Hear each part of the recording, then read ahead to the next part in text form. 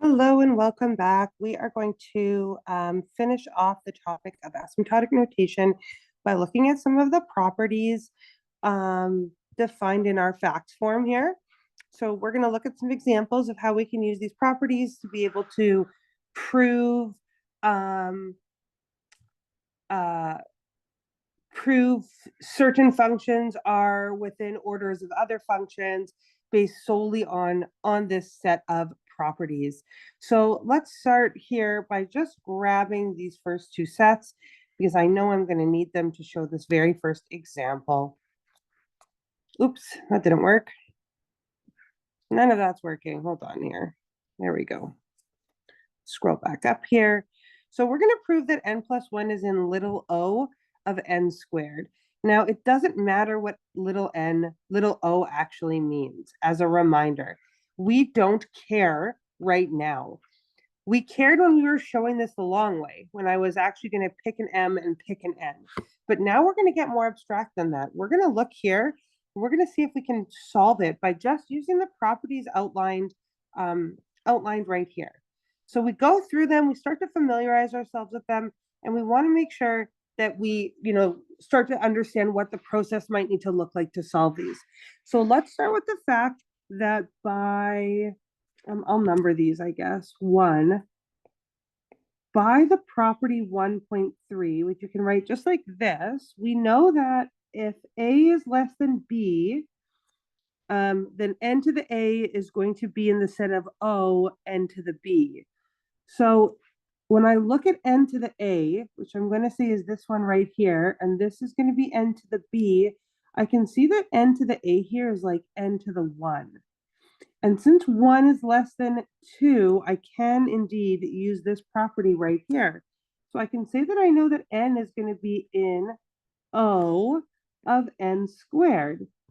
So I can prove that that side is true all on its own. Now, if I can find a way to prove that this also holds true for this, whoops, that was a weird squiggle.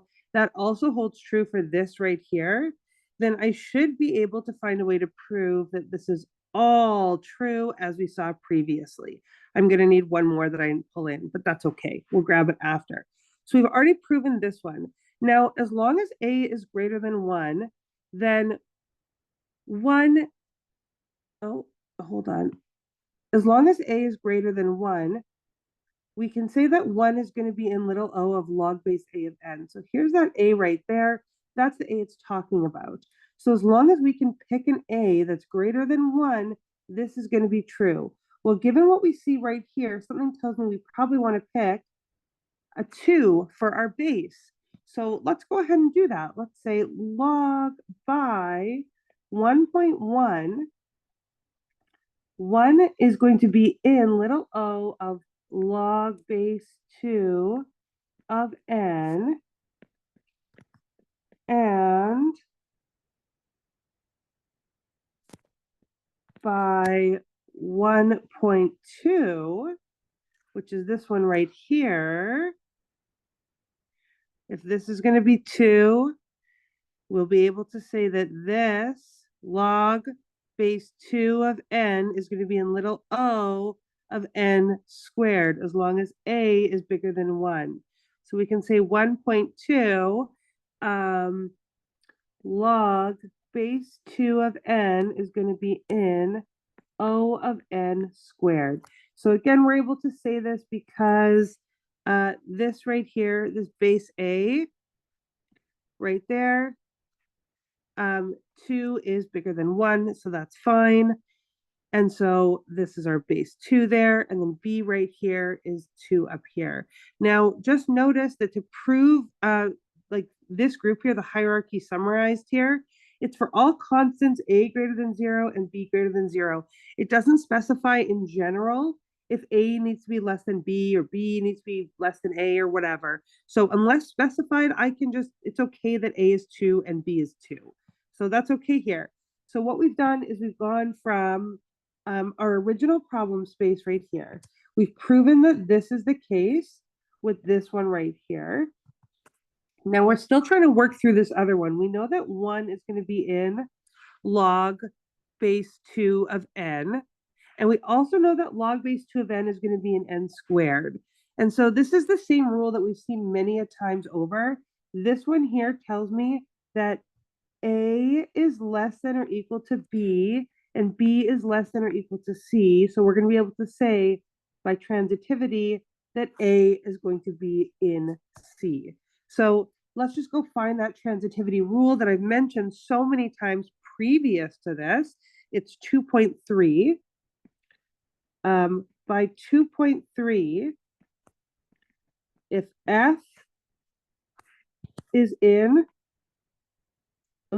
O of G, and G is in O of H, then F is going to be in O of H. Therefore, 1 is in big O, oh, sorry, little o, little o of n squared. So what we've done is we said if A is in B and B is in C, then A is in C. And so we've gone ahead and we've proven this part. Now, the only part that's missing is we do need to find that rule that we proved earlier. Let's just flip back to our facts. We're going to go find it. We know it exists. It's that summation rule. There it is right here.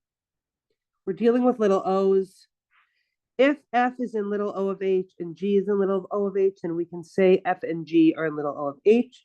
That's going to be 4.3. So we can just flip right back over here and we can just say by 4.3 and 1 and 3, right? So we're using this piece of information, and the rule of transitivity, or whatever that one, the summation rule, the addition rule, we can say n plus 1 is in big O of n, oh my God, little o of n squared as needed. There we go. And that's all there is to it.